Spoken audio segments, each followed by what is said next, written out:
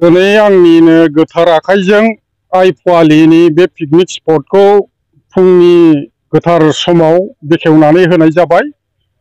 दिनैनिफ्राय दावबायारिफोरा पिकनिक बा लावखार ओंखाम जाग्रा बिथांमोनहा बाहाय दावबायफैनो हासिगोन, पिकनिक जानो हासिगोन। नाथाय पिकनिक जानाय समाव जोङो साखोन सिखोनखौ जोङो नोजोर बोनांगोन। जोंहा गभर्नमेन्टहा मोनसे SOP दङ। बे SOPखौ मानिनानै जोङो डिसिप्लिन भाबै लावखार ओंखाम जानायखौ जोङो खालामनांगोन। आरो आं बुंनो सानो जे जोंनि टुरिज्म इन्डास्ट्रिखौ फैबाय थानाय समाव माबोरैहाय फेहेरलांनो बा टुरिज्म इन्डास्ट्रिखौ गोगोम खालामलांनो BTC ओनसोलाव बिनिनो मोनसे तालिम बा ट्रेनिं बादि जोंनि बे जायगानि सेंग्राफोरा बे पिकनिक स्पटखौ खुलिनायजों लोगोसे बिथांमोना टुरिज्म इन्डास्ट्रिनि जानाखि मेनेजमेन्ट बेफोरखौ सोलोंलांनो हागोन होननानै जोङो फोथायो।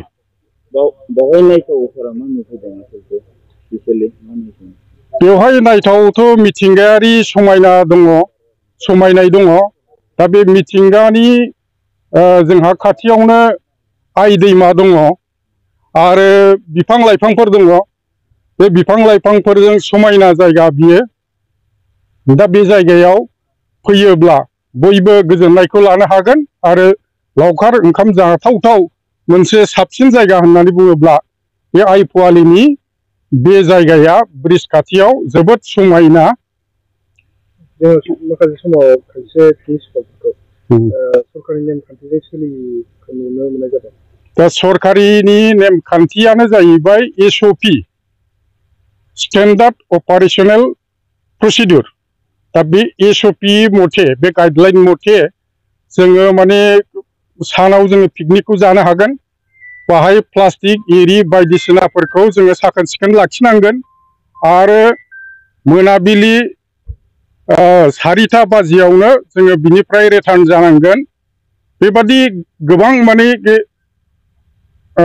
SOP आव लिरनाय दङ। बे मथे सोलिब्लानो जेबो जेंना जानाय नङा होननानै जोङो फोथायो। माखासे जानाय लोंनाय थासारिया माखासे गुबुंले जानाय लोंनाय।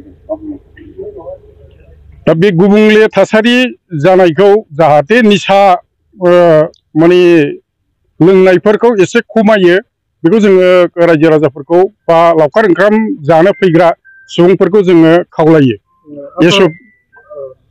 18 बोसोरनि गाहाय बैसोनि गथ'फोरखौबो पिकनिक जानो नामा जौ लोंनाय बायदि बायदि माखासे समाव गारि एक्सिडेन्ट जानाय बेबायदिबो नुनो मोनबाय थादों। दा बेफोरखौ हमथानो थाखाय पिकनिक स्पटनि कमिटि ओमफ्राय ससाइटिनि माखासे आफादफोरखौ नोजोर होनो थाखाय बा दायथ' लानो थाखाय बिबान लानो थाखाय मा खालामो?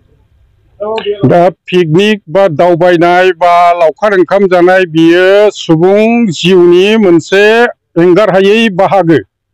दा बेवहाय सोरबा फेमिलिखौ लानानै फैयो, गथ' गथायफोरखौ लानानै फैयो।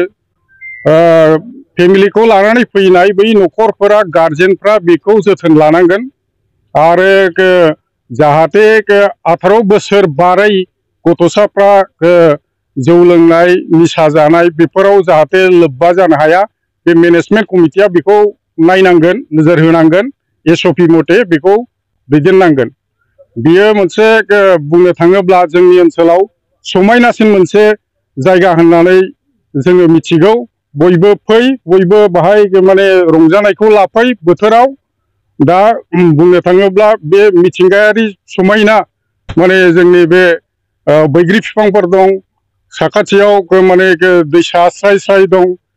इदम नदी तीरम बिहारण स्थलः मनोहरम इदम जलम स्रवति सह वृक्ष नृतन्ति पक्षी स मनु स मधुहरः गायन्ति सुंदरम सुंदरम इदम स्थानम sundaram. So I request all the people to come and enjoy in this place. Thank you. Thank you.